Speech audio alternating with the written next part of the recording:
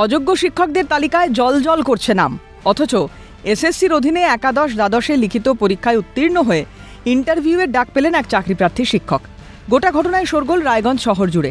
হেমতাবাদ থানার অন্তর্গত বাহিন এলাকার বাসিন্দা শিক্ষকের স্ত্রী জানান, তার স্বামী 2016 সালের প্যানেলভুক্ত শিক্ষক। সর্বোচ্চ আদালতের নির্দেশে চাকরি চলে যাওয়ার পর অযোগ্য তালিকায় নাম আসে তার স্বামীর।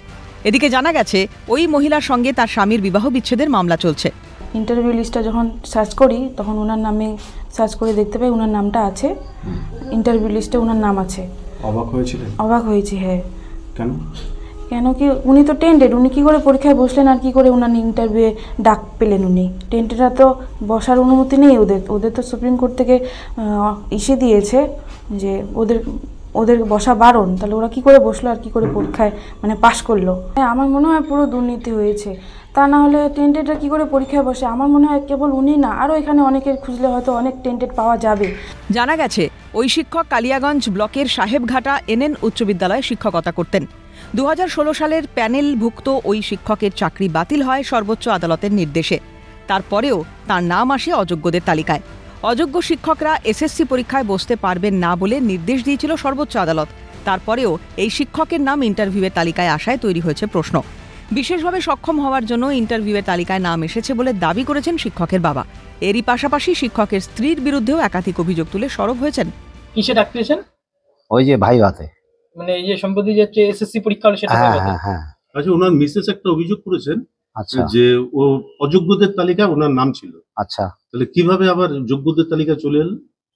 আপনারা হয়তো জানেন সুপ্রিম কোর্টের নির্দেশ, যারা হ্যান্ডিক্যাপ, আমার ছেলে হ্যান্ডিক্যাপ, কিন্তু সুপ্রিম কোর্ট নির্দেশ হ্যান্ডিক্যাপদের ছাড় দেওয়া আছে। সেই অনুসারে পরীক্ষা বসলো, রীতিমতো এডমিট কার্ড আসলো, পরীক্ষা দিল, ভালো পরীক্ষার রেজাল্ট হইলো, তারপরে ভাইভাতে ডাক পেয়েছে। ওনার মিসেস তো যদি বলে থাকে তো এখন তো কেস চলছে, 3 বছর ধরে বাড়িতে নেই।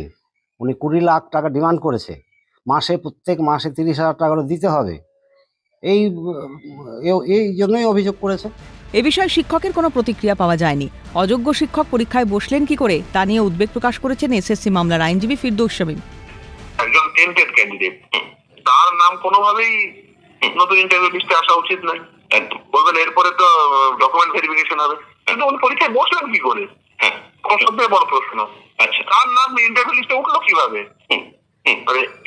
এইটা তো খুব পরিষ্কার হয়ে যে এসএসসি কয়েকদিন আগে টেন্টেড লিস্ট বের করলো, তার নাম আছে, অথচ সেই একই ব্যক্তি আবার সে টেন্টেড লিস্টে থাকা ব্যক্তি আবার নতুন করে আসছে। এটা সত্যি এ রাজ্যেই সম্ভব এবং এটা খুবই বেদনার।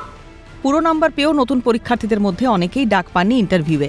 এদিকে অযোগ্য প্রার্থীর নাম রয়েছে ইন্টারভিউয়ের তালিকায়। এরপরেই শুরু হয়েছে নয়া বিতর্ক। নন্দদুলাল সরকারের রিপোর্ট, ক্যালকাটা নিউজ।